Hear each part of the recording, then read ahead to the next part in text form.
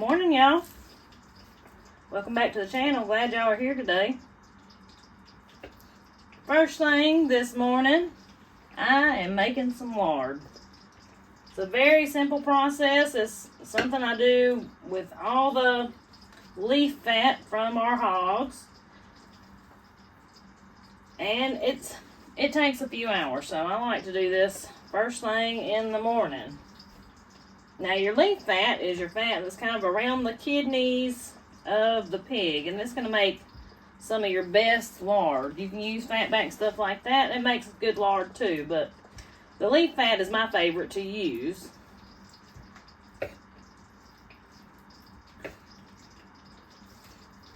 I've also, my plan today, I hope I get around to all of it, is I've got to can some pork. I've got to debone a couple of pork shoulders.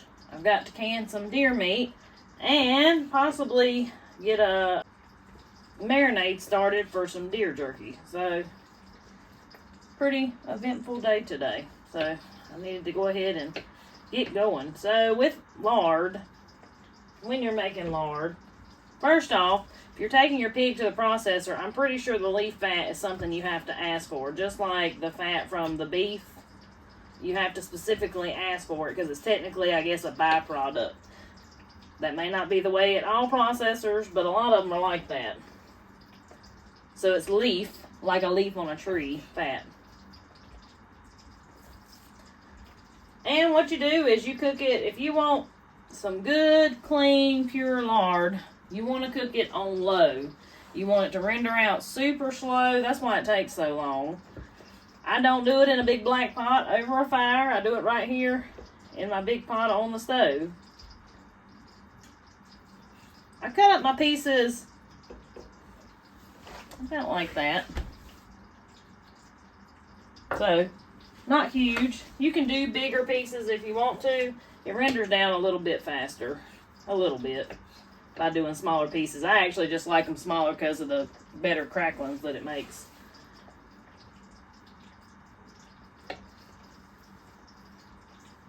Now, usually when I show making lard, a lot of people like to suggest me running this fat through a sausage grinder or some kind of grinder and grinding it up real fine. So, I'm going to give you my take on that.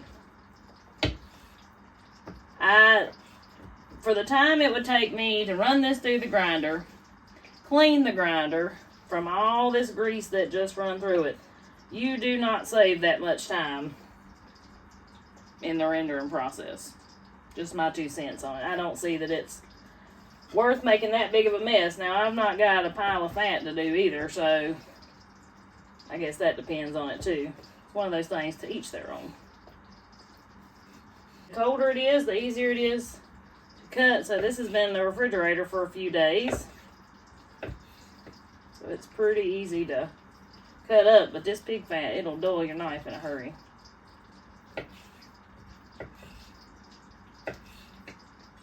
And guys, while I'm doing this, I want to say a big thank you to everybody that purchased Christmas ornaments.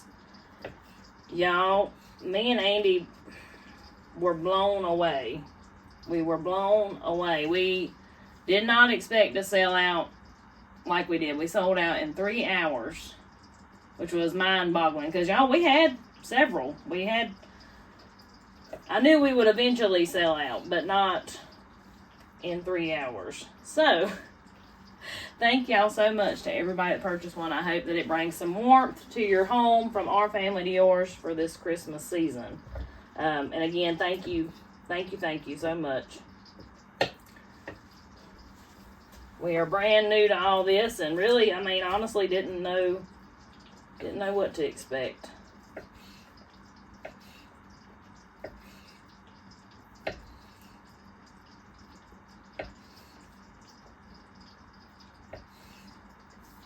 We've got more exciting things coming, hopefully, after Christmas.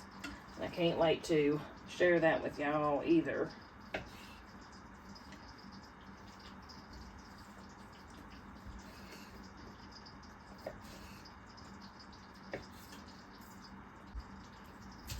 Now, this lard can also be made in the crock pot. A lot of people like doing it that way too. I've done it that way many times. The only thing is, in a crock pot, I cannot get as much fat in a crock pot as I can get in this big old pot right here. So I just choose to do it this way, and like I said, I just keep my heat on low. Come stir it every 15 or 20 minutes or so. Simple, easy.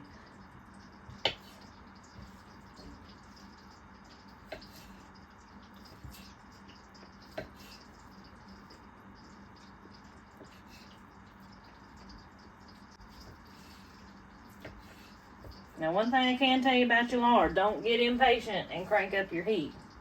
You can scorch it, or you'll have a brown, burnt-ish lard. And when it gets like that, you can still totally use it, but it definitely makes it more porky. Like, it smells like straight up cracklings when you do it that way. But as long as you do it low and slow, you're going to have a good, clean end product here. Alright, so got all that cut up. I'm just going to give it a stir. I've already got my heat on.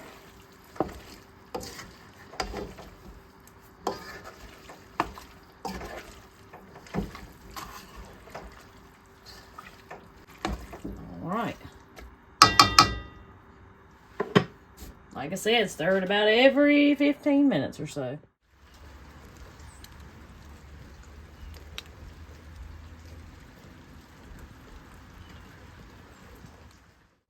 Here we are about 2.5 hours later. The lard is still not quite done, but we're getting real close. So you can see the cracklings are starting to harden up a little bit. So we're getting pretty close to being done, but we're not quite there yet. There's still some fat there that can be rendered. But y'all see how pretty and clear that is? That's what doing this on low heat will get you. So I'm going to say we probably got at least another hour on that. Alright. So you want me to save you the other ham? Yes. So yeah, if you want... So this is a shoulder though, right? I mean, I can make jerky out of all of that. But that's a shoulder though, that's right? a shoulder, yeah. I'd cut that up into your cannon meat. Yeah. But I want the big... There's a chunk right here of big meat. And there's a chunk over here. Oh, look. That hair you just... See that? It doesn't work that way on this hand. So anyways, yeah, I'll cut that chunk off. That's going to be jerky. See that chunk? Yeah. Like where it's done got cold, though, it's hard to find that line of where it's at. Yeah. And I'm just going to be cutting some meat to chunk up for canned deer meat. It's one of our favorite ways to eat it.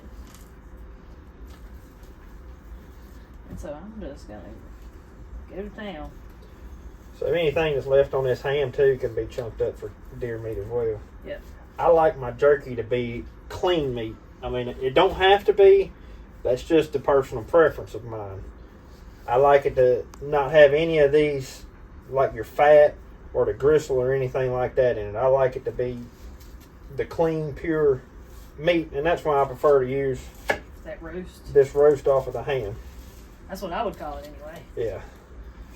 Now there is trimming I'll have to do to clean this up. Luckily, we've been letting it kind of dry age out in the refrigerator in the building, and this is going to make cutting this up a whole lot easier, ain't it, dear? Makes it a whole lot easier, but boy, it's cold. It is cold. Golly, this meat is cold. It is cold. One thing about it now. Look at that. That just peels out of there. One thing about what? Oh, look. That is perfect. Look at you, Mr. Butcher. That's what I was after, was that piece right there. And what I do with this that's going in the jars, I literally just cube it up. My gosh, that is cold. Now, the sweet roll and the back strap and all that, we have enjoyed that fresh. But I've never been against canning that. I've done it. We've canned it before. Oh, If we've had a year where we might have got several deers, we've canned that before. Now, all of this is also another preference of mine. When I'm working deer meat of any kind, it don't matter if it's the tenderloin, the backstrap, the ham, the shoulder, I get that outside layer off. Some people call it, I think, the silver skin or something like that. I get every bit of it off because I do not like the texture of that when you go to cook it. Especially on the jerky. You can tell it on the jerky. Absolutely. Some people will argue with you and say you can't tell it's there. And I'll argue right back with them and say, yes, you can. But that's just a personal preference of mine. It does not have to be done. But it is something that I do. And that right there will make very good treats for Tiger. Won't it? Yep, she'll love it.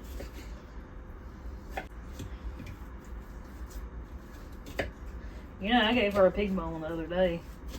Bought her a nice pig bone with some extra meat and stuff on it. Mm-hmm. I seen her with it for about 5 minutes, and now it's nowhere to be found. No, she buried that, saved it for later. We'll find it when we go to doing the garden. Yeah, when we plow up the garden, normally she's out there freaking out because we're messing with all of her treasures. Digging up stuff like crazy. She's like, no, you weren't supposed to find that. There's actually 2 chunks of meat here. I got a dividing line right there. I may try to separate those and use them individually. I don't know. I may leave it alone.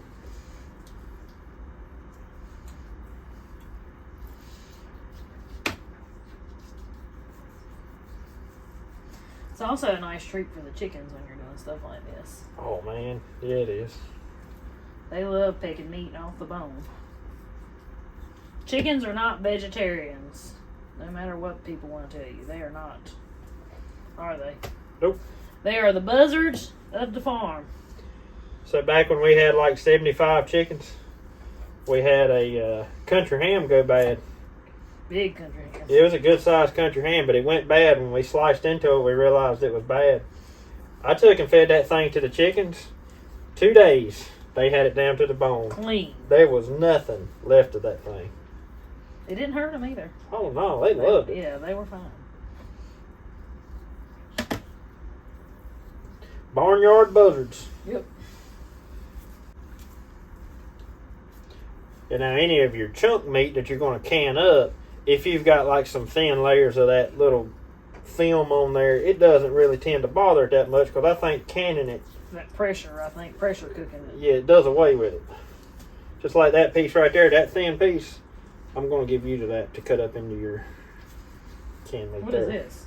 That's scrap. Oh. I probably shouldn't have laid it there, should I? No. That's probably not a good place to lay it.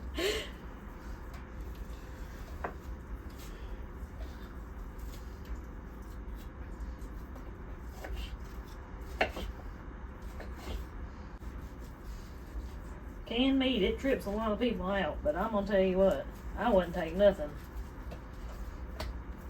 from a canned meat. I love canned meat. It don't matter what kind of meat. Especially chunked up like this, like. It makes such an easy meal too, Yep, don't it? It sure does. Already cooked, it's in a delicious broth that it makes itself. Like. That can be chunked. Now I'm down to, that's what I was after right there. That piece. That piece. Because that whole piece, that's one big piece of just clean meat. Mm-hmm. Now, deer roasts and stuff like that, we don't typically keep any of that. I've got a lot of beef and pork roast, plenty of them in the freezer. And so we just do this our favorite ways, and roast is not on that list. No. So, another controversial topic is which way do you slice your jerky? You slice it with the grain or against the grain? And on this piece right here, I'm going to go with the grain. Now, when you slice it with the grain, it gives you somewhat of a tougher piece of jerky, so you'll have to work to pull it apart. But I kind of think that's how jerky's supposed to be. If you slice it against the grain, when you bite into it, it'll come apart a whole lot easier. But it's all in personal preference there too. But like I said, there's a ton of controversy which way you're supposed to slice jerky. Now I'm going to wash it off before I go to slicing it. May I make it too slick? Well, I got to. It's still got a little bit of hair on it. When you're working up meat, I think there's all kinds of controversy how you're supposed to do everything. Oh, yeah. But when it all boils down to it, it's all personal preference, in my opinion. And if you're worried about making a wrong cut or something like that, just remember, what ain't in one piece will be in another. That's right. That's the saying I've heard all my life. It's a good motto to live by. That way you just don't get too nerved up about doing it just right. So doing jerky, it helps to have the piece of meat chilled out a lot. I like it thin. You see, that's going to make a really nice piece of deer jerky. But I like to cut it fairly thin. You got to have a good sharp knife. I don't put a lot of pressure into it when I'm cutting it. I kind of let the knife do the work. So somebody might look at this and say, man, it looks like you're working that knife awful hard. I'm not. I'm really letting the knife do the cutting. I'm not really putting much pressure on it. And that kind of helps keep a consistent clean thickness all the way through.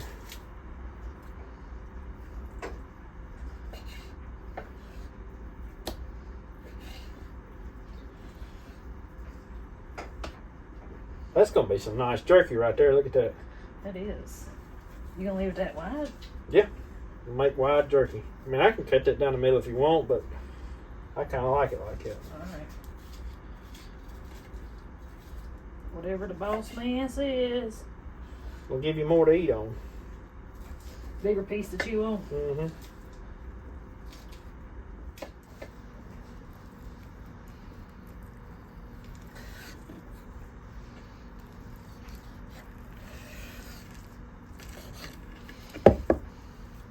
See right there, every time you make a forward stroke, that knife is doing all the work.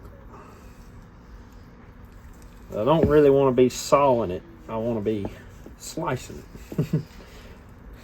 Now, a meat slicer would make this a little bit easier, but this meat is so jiggly that on a meat slicer, we've tried it on a meat slicer, and it works, but I just prefer to use a knife.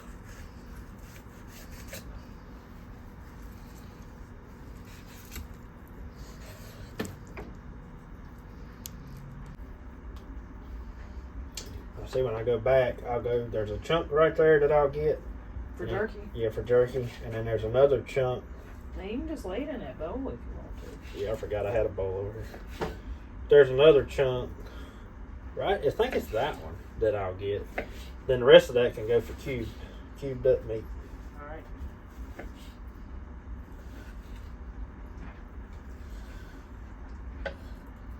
I like the prime cuts to be my jerky. Well, especially since we're just canning the rest of it anyway. Yeah. So this little tail right here, you can cut that up. It's kind of getting in my way. I've cut up a whole lot of deer jerky in my life. That used to be one of my jobs. Well, I'm not good at making them thin pieces. He's an excellent bread slicer too. I find it very satisfying when you're letting the knife do the work and it's just slowly peeling away at something. And you do the same thing when you're slicing bread. You got one of those serrated knives and you just let it work it back and forth and just let it do the work instead of forcing it. Yeah, he's an excellent bread slicer. Our lard is done enough for me. We don't have much bubbling going on, just a few little bubbles there, so that's a good sign. We're pretty much have rendered all we're gonna render. Now you can fry those cracklings up after we get the rest of the lard out of there, and it'll stiffen them up a little bit more, but they're actually pretty crunchy, and I'm pretty happy with that. So let's get it in some jars. For years, I have used a screen with a paper towel in it to filter out my lard, because if you don't know, the better you filter your lard, the longer it's going to keep. I had a viewer send me these cool filters that are for hot greases and oils and things. So I'm going to give it a try and see how this works. So if you don't filter it, those cracklings will leave little fine pieces. There we go. In your lard. And well, if that happens, it's not as pure, and those pieces can make your lard go rancid a whole lot quicker. Wow, this thing works like a charm. That is pretty sweet. Thank you so much for sending me this.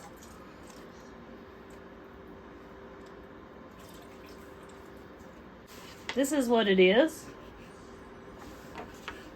Bubani fryer oil filter. That works really good. Really good.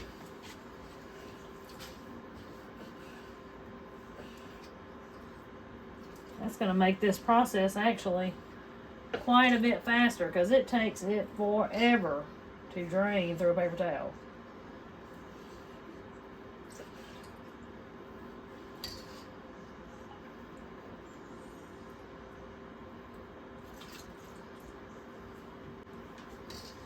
Now you can see our lard has got that beautiful golden color. It's going to be snow white when it cools. But that's the color you're looking for right there.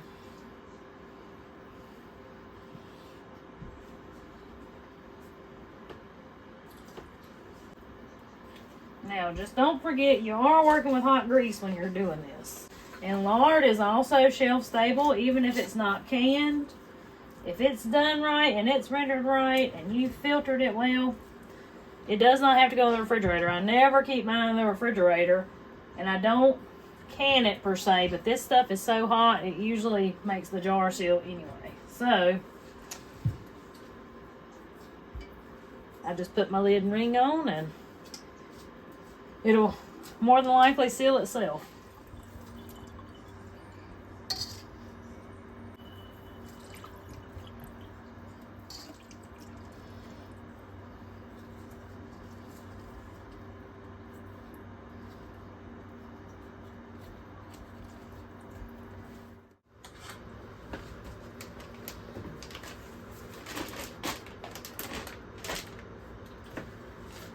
So, when I am canning meat, especially stew meat like this right here, I don't add any liquid to it. I let it make its own broth.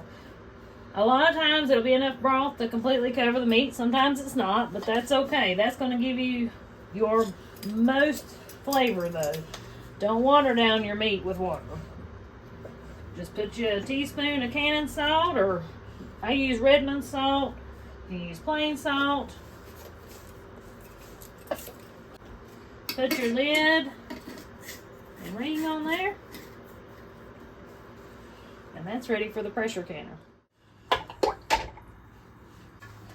Alright, well, we got a perfect 7 quarts of stew meat here. We are going to can that under 10 pounds of pressure for an hour and a half according to the ball book. So, I will show y'all the finished product. And I also got 3 quarts and a pint of lard. We got a whole pile of jerky meat that I'm going to marinate here in a little while. And I hope we get to the pork today. It's questionable. We're starting to run out of time. But it's not that late. It's only 1:19, but we still got a lot to do too. Yeah, still got a lot to do. So, such as you hear us say it's a busy time of year, you get a little glimpse into it as why it gets so busy. And today is a rainy day. And today's a rainy day. Moment of truth. So, see how it made its own broth there? That broth is going to have a ton of flavor. It's not going to be watered down. Just real good eating right here. Real good eating. It tenderizes that deer meat, because deer meat's been known to be a little tough at times. And, you know, it really tenderizes that meat. Oh, it's wonderful. This is my favorite way. This is my favorite way to eat deer.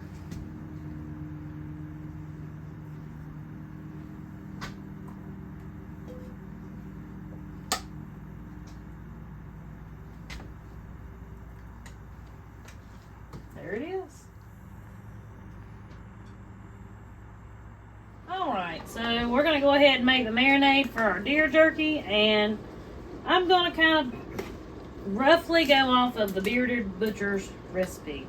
If you've not watched the Bearded Butchers, they're on YouTube, and you can learn so much from them. But I'm gonna start off. That's probably a half a cup of soy sauce. I'm just gonna use what I have left. We're also gonna do about a half a cup of Wash Your Sister sauce.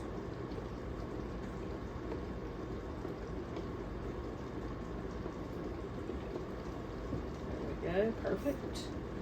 Half a cup of brown sugar.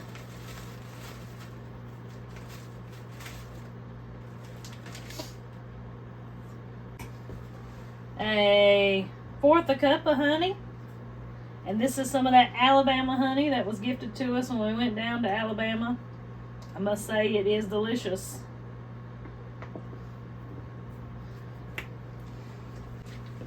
A tablespoon or two of vinegar.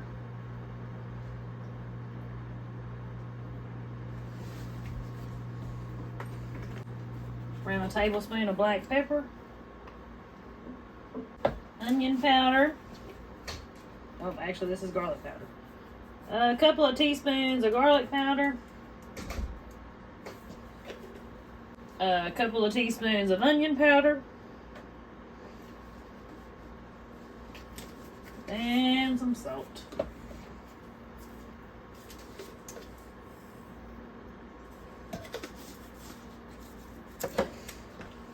Now, in my opinion, that's one of the best marinades that I have personally tried anyway.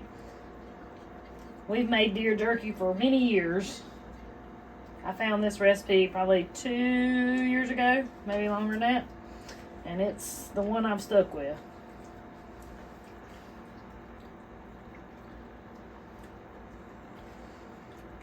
So I'll be sure to link their recipe page in the description of this video.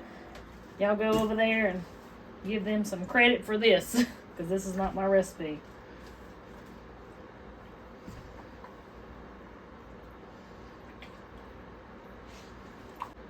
So I want this to set around 24 hours. So I probably won't put this into the dehydrator till tomorrow evening. I want it to get good, and this is really going to give your flavor to your jerky. Now, I know some people like teriyaki too. That's just a flavor that I've never cared much about. I don't even know if we've ever made teriyaki. Have we? No. So I'm going to get the lid on that. I'm pretty satisfied. I'll probably get it out in the morning and give it another stir to make sure all the pieces are good and coated. There we go. Well, this video has now trickled over into the next day. Sometimes we run into things in life that just ain't enough hours in the day. And well, yesterday just happened to be one of those days. And today probably is going to be too. But this right here is one of my pork shoulders from our pig we processed this past weekend. What I'm going to do with this is I'm going to make me a couple of boneless roasts. I did this last year. If you've been around since then, you saw me do it. And we have thoroughly enjoyed those pork roasts. But the first thing I'm going to do is we're going to get this skin off of it.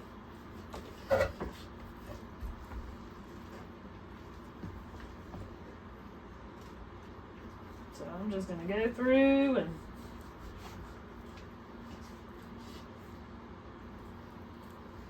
kind of cut through that big fat layer, and then I'll trim it up even better here in a little bit.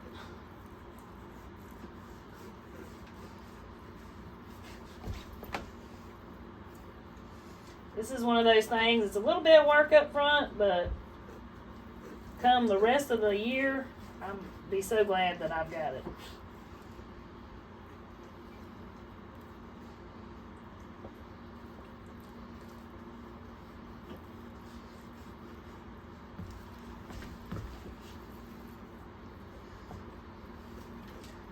I try to change up what all I say from our pork instead of just the same old thing every single year.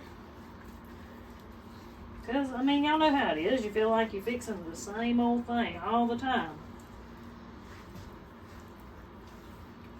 So something new that I'm learning how to fix since last year is pork belly. which is the part of the pig that you make bacon from. Last year I wanted to save a couple to try my hand at making that, and well, I'm getting better. Not great, so if you got any advice on that, I would much appreciate it. But the last one I cooked was pretty good. And Andy, he's in the background back here. He's slicing what we call the tenderloin.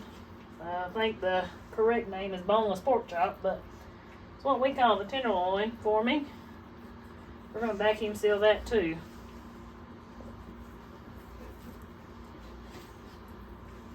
This one's a good size tenderloin. Mm-hmm. Imagine what the next one's going to be. I know.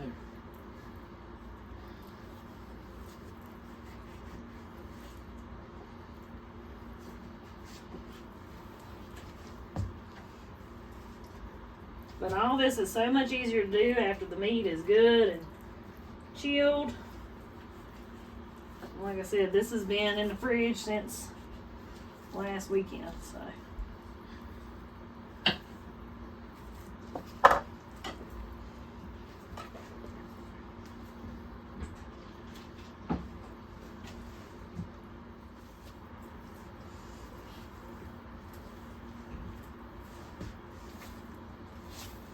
There it is. Easy as that. Now comes the fun part. I got to find this bone and get it out of there.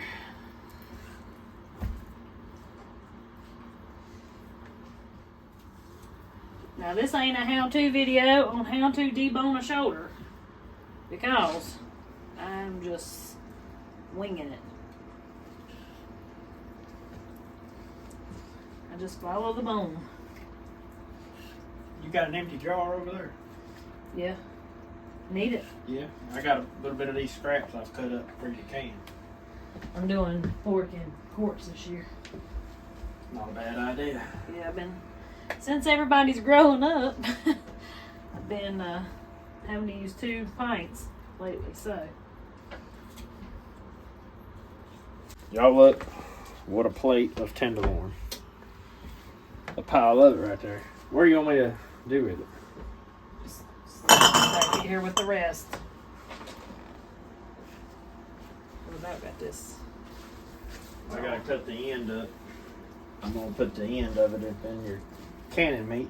I about got a full jar just off of what little bit of scrap I trimmed off that tenderloin. Alright, must have left a lot of scrap on it. Somebody must have. No, it was me. I did it on purpose. Oh, so you're the one that done that one? Yep, it was me.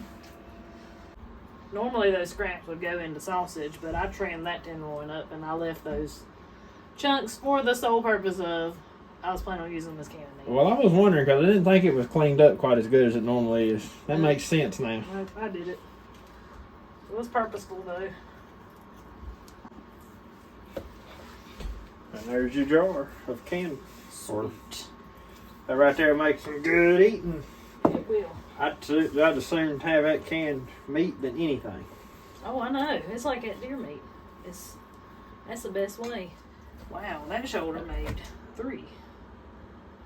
What did I do different than I did last year? Don't ask me. That is a bigger shoulder. I don't know. Last year I only made 2 out of them. 2 good looking, 3. Right What do you here. got? This and this and this. Mm-hmm. That's some good looking roast.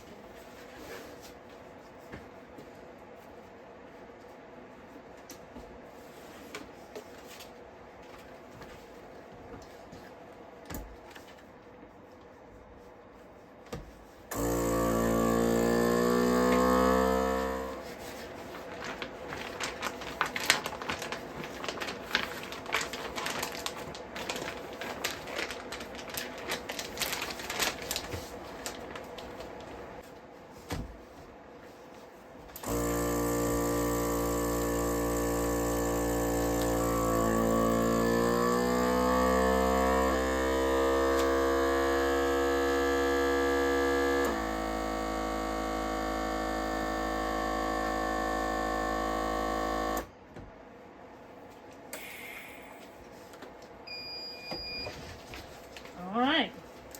So there's a roast. There's a roast. And there's a roast. Not too bad. So the next shoulder, we're gonna get enough to fill the canner up with chunk meat, and then we will turn those into roast too. But in the meantime, I am gonna be putting up, this is sliced tenderloin or boneless pork chop, whatever you want to call it. That's what that is, and we gotta get that put up now. So, while I've got the vacuum sealer and everything out, we always get a lot of questions about our vacuum sealer. Now, this is called an Excalibur vacuum sealer. It doesn't have a number or anything like that, but we've had this thing now for probably, I don't know, 4 years? Yeah, probably. I'd say 4 years. And it works like a charm, but unfortunately I don't think that Excalibur makes this kind of vacuum sealer anymore. At least we have not been able to find them. Now I may look today and they be back on their website, I don't know, but to my knowledge I don't think they make this kind anymore. And for anybody wondering what kind of vacuum sealing bags I'm using, these are called WeVac. I found these on Amazon. They had really good reviews. I thought I would try them. And I love the design of this box. So, nobody sent me these or nothing like that. Like, literally, I just read reviews on Amazon, looked for bulk vacuum sealing bags because they use so many. But, it's got narrow bags that come out this slot. It's got its own cutter on the box there. I mean, I guess you can still get these. I've had these for a year. But, and then it's got these big wide bags that come out this slot, and you can cut them. And I like them pretty good. They seem to do the job, and I like that there's a cutter on the box. That saves a tremendous amount of time. I was using pre-cut bags, but I started keeping some of these specialty pieces like the pork belly and the roasts and stuff in those pre-cut bags. I was having trouble finding one that wasn't overkill or was too little. Like, there was no in between there. So I'll put a link to these down in the description, and I will try to remember to stick them on our favorites page on our website if you want to check them out.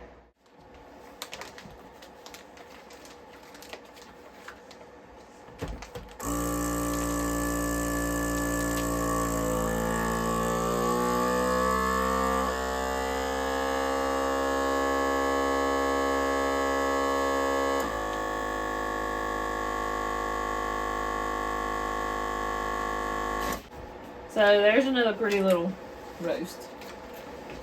You do canned pork, same way I just showed you how to do the deer meat yesterday. Except this pork's going to have a nice grease layer over it because we all know pork's got a high fat content.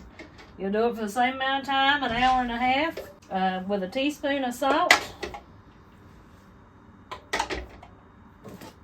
And pork actually, I kind of stuffed the jars pretty full with pork because it will shrink quite a bit, but it's just because of that high fat content, so some of that fat renders a little bit. But we'll get the lid on that and let that go to town. Right, getting the deer jerky out on the dehydrator. I had just enough in my little bowl to about fill it up. But anyways, guys, I hope y'all enjoyed today's video. I'm about to give out. No, I'm thankful for all this meat, and tis the busy time of year, but it's a good time of year. So anyways, guys, till we see y'all on the next one, y'all have a good one.